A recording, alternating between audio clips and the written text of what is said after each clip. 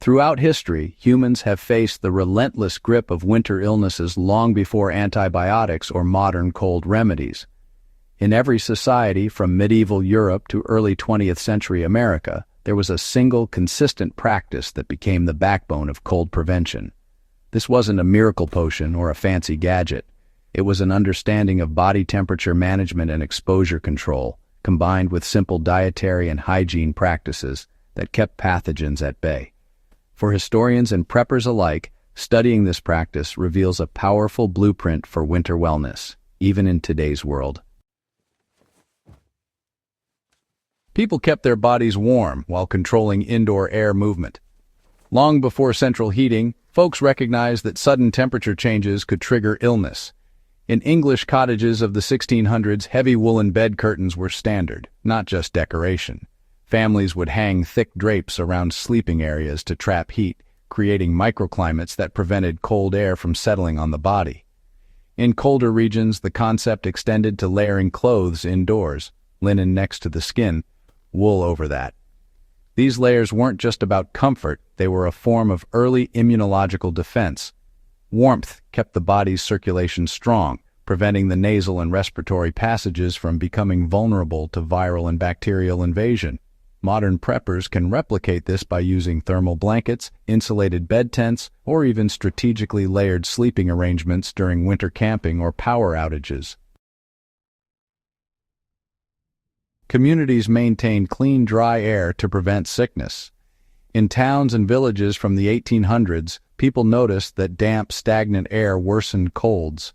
Chronic dampness in homes correlated with higher incidences of illness. To combat this, households emphasized ventilation without exposure. Windows were cracked just enough to circulate air while keeping the room warm, chimneys were regularly swept, and stoves were kept burning long after meals. Even in rural Appalachia, settlers hung herbs like thyme and rosemary near cooking fires, believing the aromatic smoke purified the air. While we now understand germs travel differently, the principle of maintaining dry, clean air in living spaces still applies. Anyone surviving winter in old homes or off-grid cabins can adopt this practice by ensuring airflow, using wood stoves carefully, and avoiding moisture buildup. Dietary fortification was a daily routine, not an afterthought.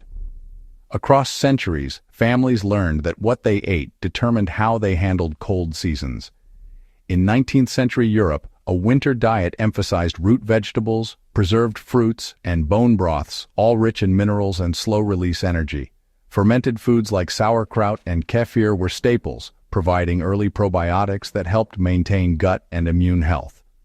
For preppers today, understanding this historical pattern means stocking long-lasting, nutrient-dense foods isn't just about survival. It's about active disease prevention. Regular consumption of vitamin-rich and probiotic foods can mimic the preventive effects people relied on for generations. Making a simple bone broth and combining it with seasonal vegetables or fermented sides is exactly the same principle your great-grandparents depended on. Cold exposure was carefully calibrated, not avoided entirely. Contrary to modern instincts, historical communities didn't live in hermetically sealed warmth. They practiced what could be called controlled cold exposure. Scandinavian cultures in particular embraced short bursts of cold air combined with immediate warming, stepping outside briefly after tending fires or using cold water on the face before returning to heated rooms. This helped the body maintain adaptive resilience. The principle here is not recklessness, but measured exposure. For survivalists, timed outdoor activities during winter, followed by proper rewarming indoors, can train the body to resist seasonal illnesses. Even brief walks outside during daylight with layered clothing replicate what generations did naturally without the tools we rely on today. Hand and surface hygiene was ritualized before it was trendy. Historical families didn't have antibacterial gels, but they had routines that reduced infection risk. Water basins at kitchen doors, regular hand washing before meals, and the consistent use of linen napkins and towels created barriers to disease transmission. In crowded households, each person had designated towels or cloths, limiting the spread of germs. Preppers can adopt this principle by maintaining strict personal hygiene protocols, even in off-grid or communal living situations. Simple measures like washing hands after handling firewood, using separate cloths for food preparation, and sanitizing tools mimic the same protective strategies employed across history. Rest and sleep were treated as preventative measures. People in the past didn't see sleep as optional. They understood that fatigue opened the body to winter illnesses. Early 20th century guides advised going to bed early during the dark months and avoiding unnecessary exertion after sundown. Sleep hygiene included maintaining warm sleeping spaces, minimal drafts, and protective coverings for the head and feet. Even with no modern medicine, these measures drastically reduced cold incidence. For modern enthusiasts, ensuring adequate rest and establishing a consistent nightly routine is as historically proven as it is scientifically validated today. Finally, what allowed these practices to persist was the oral transmission of communal wisdom. Families, guilds, and neighbors shared tips for everything from layering beds to the correct preparation of winter foods. Recipes, schedules, and even herb placement were passed down as preventative doctrine.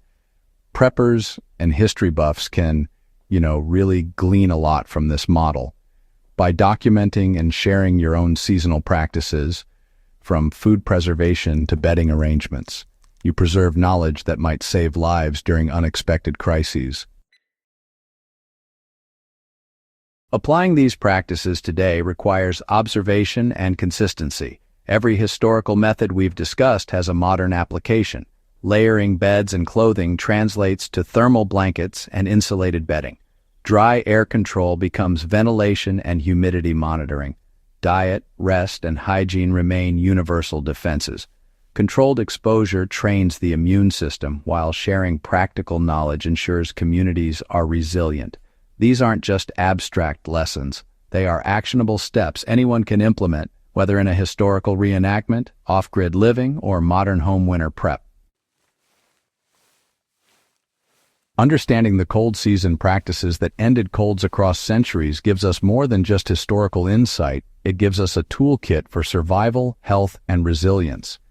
These methods were time-tested because they worked, not because they sounded scientific. And the beauty is that they are just as applicable today, bridging history with modern practical survivalism. If you found this deep dive valuable, make sure to subscribe to Warfield Prepper Chronicles for more historical survival insights. Share this guide with fellow history buffs and preppers. Keeping these old practices alive may be one of the smartest ways to stay healthy through winter, just like generations before us.